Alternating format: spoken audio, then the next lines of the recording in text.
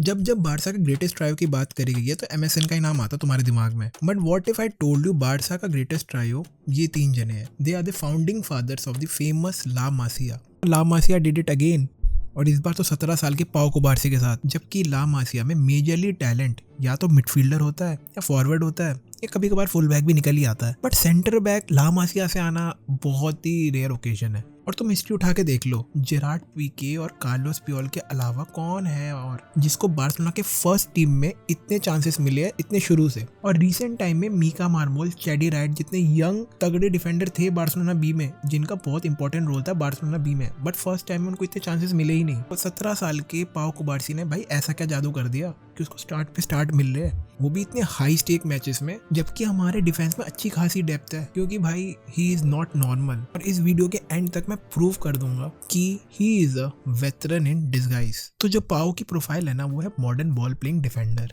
और ये प्रोफाइल बहुत इंपॉर्टेंट है एक इंपॉर्टेंट फिलोसफी के लिए, जो है playing out from the back. और इस मॉडर्न फुटबॉल टाइम में ना more and more team position based football खेलना चाहती है। और बार्सिलोना में तो बहुत पहले से चले आ रहा है। तुम क्राइफ की ड्रीम टीम उठा के देख लो, तब रोनाल्ड कोमन था उसके हाथ में। और तुम पेप गार्डियोला की 2010-2011 वाली टीम देख लो, ऑब्वियसली जेरार्ड पीके। और रिसेंट टाइम में भाई बड़ी सी बड़ी टीम भाई इस प्रोफाइल में भाई 100 ऑफ मिलियंस पैसे फेंकती है। भाई playing out from the back इतना इंपॉर्टेंट है क्यों?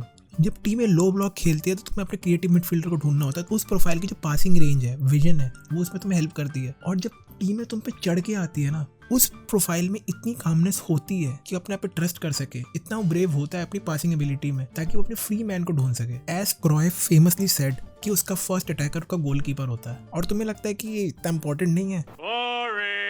तो तुम पेप के मुंह से खुद सुन लो। You've said you are obsessive about build-up play. In order to get results, would you sacrifice that at all? Impossible. It's impossible. तो पाओ कुबार्सी इन सब मैट्रिक में कहाँ स्टैंड करता है? तो सबसे पहले मैं उठाता हूँ ला लीगा की जो सबसे लो ब्लॉक टीम है, आलावेस और सेल्टा विगो। वो मोस्टली सिट बैक करती है, इतना प्रेस करती है नहीं। ऐसा प्रोफाइल, ऐसा डिफेंडर जो सेंटर क्रिएटिव मिडफील्ड है उसको ढूंढ सके। और बहुत बार, हजारों बार पाओ ने ये करा है। और तुम कुंडे उठा कर देख लो, ऐसी बहुत बारी सिचुएशन आई है कि उस पर क्लियर चांसेस है कि पेड्री को खिलाए, बट वो नहीं खेलता। और तुम मुझे छोड़ो, पेड्री के रिएक्शन देख लो, ऐसे ही आ रहा होने भी कर रहा था। इतना टाइम है उस पर बॉल पे, कोई still chooses to play long. और आराम से पेड्री को खिला सकता था और हमारा अटैक आगे बढ़ सकता था। पर तुम पाओ को देख लो जो 17 साल का है, वो प्रेशर में ऐसे बॉलें डाल रहा है, वो खिला रहा है लाइन ब्रेकिंग पासेस। और ये एबिलिटी उसकी अभी से नहीं, शुरू से है।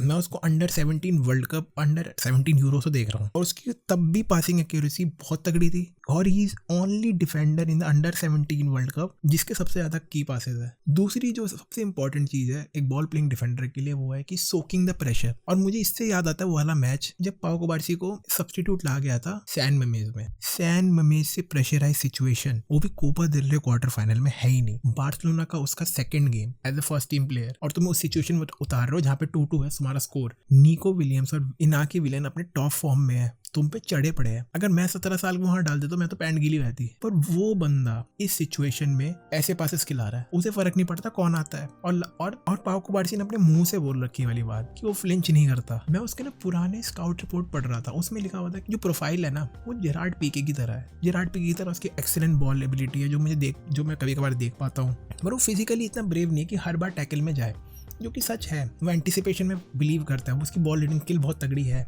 बट कहीं ना मैं इसमें गलत प्रूफ भी होता हूँ जब मैं ये दोनों मैच देखता हूँ। इन दोनों मैचों में वो मार्क कर रहा था बोर्जा मायोराल को। अब तुम कहोगे बोर्जा मायोराल कौन है? भाई ला लीगा का सेकंड टॉप स्कोरर है वो।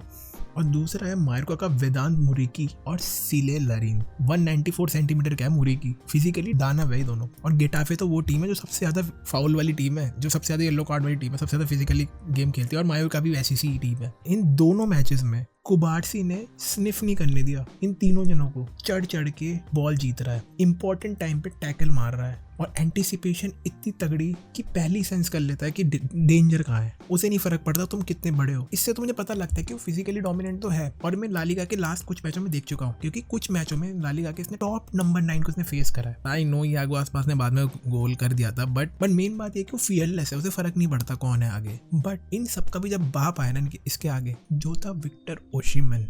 बारसा 4 साल से राउंड ऑफ 16 से क्वालिफाई नहीं कर पाई। 1-1 फर्स्ट लेग में तुम ड्रॉ कर चुके हो, सेकंड लेग में तुम्हें पहला स्टार्ट मिला है, तुम्हारा डेब्यू स्टार्ट है यूएफए चैंपियंस लीग में, उस प्रेशराइज सिचुएशन में ऐसी परफॉर्मेंस ड्रॉप करना, सल्यूट है भाई तेरे को। ओशिमन पे ऐसे घुस घुस के टैकल, उस दानव पे, उस मॉन्स्टर पे, उसे फर्क ही नहीं पड़ता। तो ओशिमन है तो 100 मिलियन का कुछ भी हो, वो मारेगा टैकल। और बात टैकल की नहीं है। फिर एक चीज मैंने एनालाइज करी जो देख के तो मेरा दिमाग ही खुल गया, वो इसके ऑफ साइड लाइन को समझना। उसकी डिफेंसिव अंडरस्टैंडिंग इतनी टॉप नॉच है, वो भी इस उम्र में, इस माइंड बॉगलिंग। पाओ को बाहर से है ना, उसकी आदत है कि फॉरवर्ड जा जाके डिफेंस करना, और वो बहुत बार बोलता भी है अपने पीयर ग्रुप को, आरव और कुंडे को, कि आगे आओ आगे आओ, कि वो लाइन मेंटेन कर रहा है। वो लीडरशिप क्वालिटी उसके अभी के अंदर से ही है, अभी से ही है। और मायोर्का वाले मैच में तो मैं देख चुका हूँ, को डिफेंड करना है आगे की तरफ, और जबकि आरव और कुंडे तो रिलाई करते बैकवर्ड।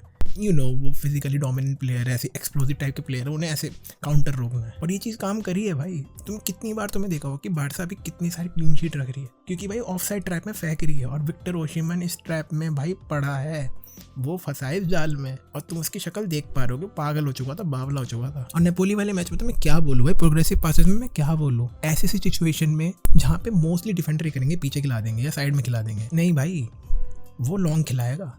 और ये आदत उसके शुरू से है, जब से अकेडमी में। मैं उसके पुराने मैचेस जो बार्सिलोना ने एक फ्री में यूट्यूब में वीडियो डाल रखे, उस मैच में देख रहा था, तो उसमें देख रहा था भाई वो 12 साल की उम्र से सब कर रहा है। आई नो मोस्टली लोगों ने उसे लेबल कर दिया कि इज अ नेक्स्ट पीके, और थोड़े थोड़े ग्लिम्स दिखते भी है, वही लाइन कटिंग पासेस, वही बॉल प्लेइंग एबिलिटी, और वही कामनेस अंडर प्रेशर। कि ला मासिया डेज के हिसाब से देख लो, और एक प्रोफाइलिंग गोल स्कोरर भी था वो, जो पीके भी था, फाइनल थर्ड में आके जा जाके हेडर मारने वाला, जो तुम्हें दिखता है, तो वो झलक तुम्हें दिखती है। बट जो बात मुझे और सरप्राइज करती है कि मैं गैस ही नहीं कर पा रहा कि सच्ची में नेक्स्ट पीके है या नहीं है, क्योंकि मुझे उसके अंदर रूबेन डियास की झलक भी आती है, कि जब बॉल को स्टॉप करके प्रेशर को इनवाइट करता है कि भाई तू आ मुझे चढ़, ताकि वो बॉल डाल सके अपने क्रिएटिव मिडफील्ड को या और कहीं पे भी। और कभी कभार मुझे झलक दिखती है वैन डाइक की, वो अनप्रेडिक्टेबिलिटी की, कैसे अपने फ्री प्लेयर को ढूंढना ताकि हम न्यूमेरिकल एडवांटेज से निकल पाए ऑपोजिशन की, और वो लॉन्ग पासेस, वो स्विचेस ऑफ प्ले। तो सीरियसली मैं, और इतना रेयर टैलेंट ला मासिया ने दिया है हमें, पता नहीं ये आगे जाके क्या ही बने। आई थिंक वो इस टाइप का प्लेयर बन सकता है, बट ज़्यादा होप और ज़्यादा हाइप में बिल्कुल डालूंगा, क्योंकि मैं भी डिल्यूजनल फैन नहीं बनना चाहता। डिल्यूजनल से याद आया,